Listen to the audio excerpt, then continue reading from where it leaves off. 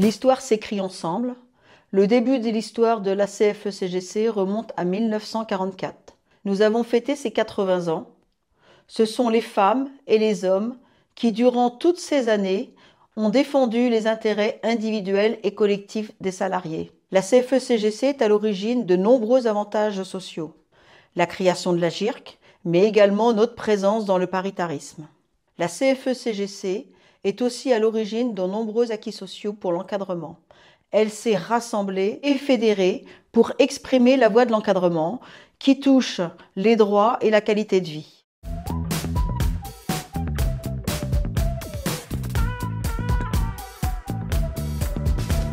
L'esprit de conquête en 2017, l'histoire s'écrit ensemble en 2025, traduisent la force d'un collectif pour atteindre nos objectifs, qui, je le rappelle, sont la représentativité, le développement, la notoriété.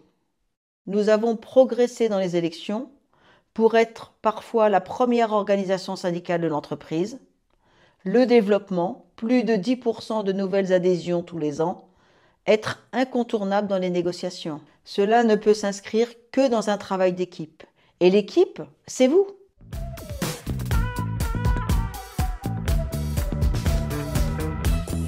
Au-delà de la partie opérationnelle que je viens de vous décrire, nous avons fait de nombreux investissements.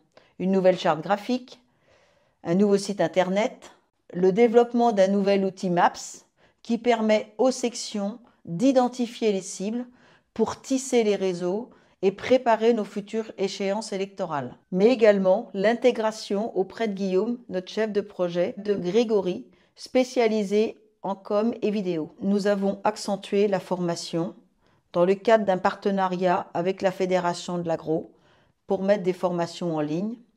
Et bien sûr, sans oublier notre très beau catalogue de formations du CFS à la Confédération.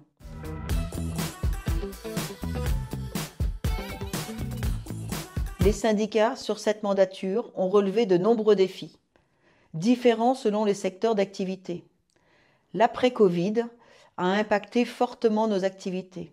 Il a fallu gérer des problèmes sociaux, des PSE, une multitude de réorganisations dans les entreprises, mais également gérer les élections professionnelles dans les entreprises avec les bons résultats que nous connaissons.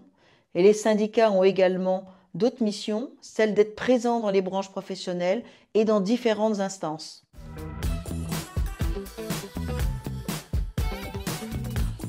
Les sections syndicales, c'est la base, c'est la proximité du terrain, c'est la rencontre avec les salariés de l'entreprise, c'est ce qui nous conduit à de très bonnes élections professionnelles qui, grâce à ça, nous font monter la représentativité.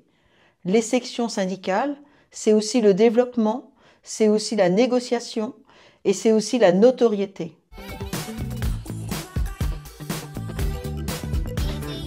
La résultante n'est que la représentativité.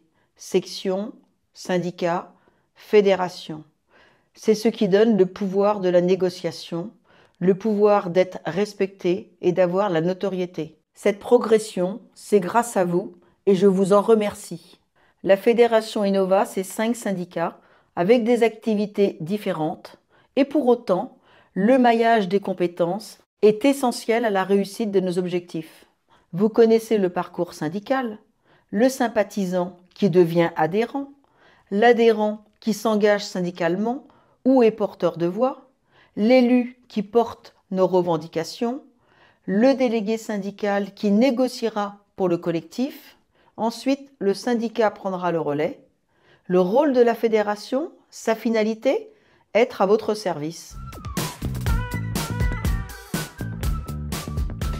Une mandature repose sur un travail d'équipe. Avoir la confiance de son conseil fédéral et de ses syndicats. Et pour cela, il faut être crédible, toujours raisonner dans l'intérêt général. Le bilan de la fédération est positif. Nous avons progressé dans les élections, dans le développement, mais également dans la notoriété. Très important la notoriété dans les négociations.